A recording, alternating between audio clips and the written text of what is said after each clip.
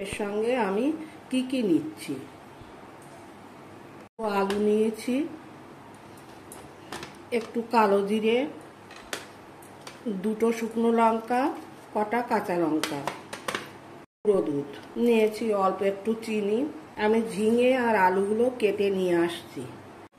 আমি ঝিঙেগুলো কেটে ধুয়ে পরিষ্কার করে নিয়েছি, আলুগুলো কেটে ওয়াশ করে নিয়েছি। আমি এখানে একটু উষ্ণ গরম জল করে নিয়েছি, এর মধ্যে আমি গুঁড়ো দুধ দিয়ে দেব। আমি 2 চামচ মতো গুঁড়ো দুধ দিচ্ছি।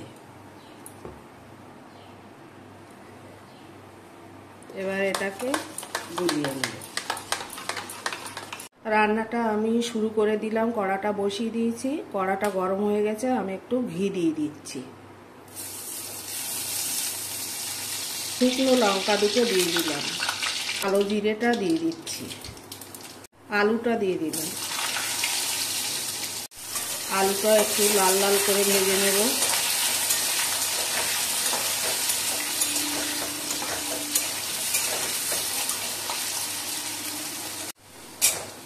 আলুটা আমার ভাজা হয়ে গেছে। এবার আমি কাঁচা লঙ্কাগুলো দিয়ে দিচ্ছি, কাঁচা লঙ্কাগুলো দিয়ে দিলাম, ঝিঙেগুলো দিয়ে দিচ্ছি।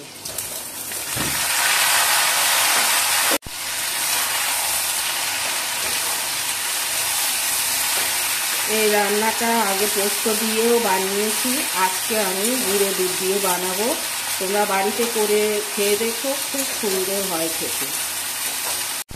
লবণটা দিয়ে দিচ্ছি। এখানে আমি হলুদ ব্যবহার করব না।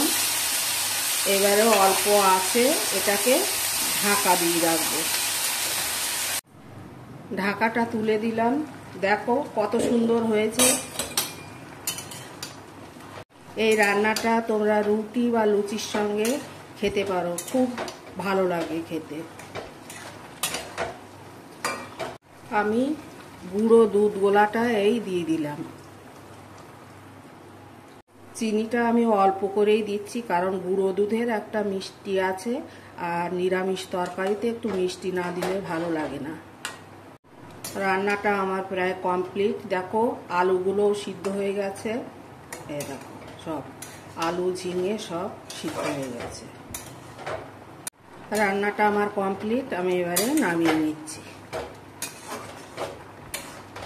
গুঁড়ো দুধ দিয়ে ঝিঙেটা আজকে আমি খুব সুন্দর বানিয়েছি, তোমরাও বাড়িতে বানিয়ে দেখো, খুব সুন্দর হবে খেতে।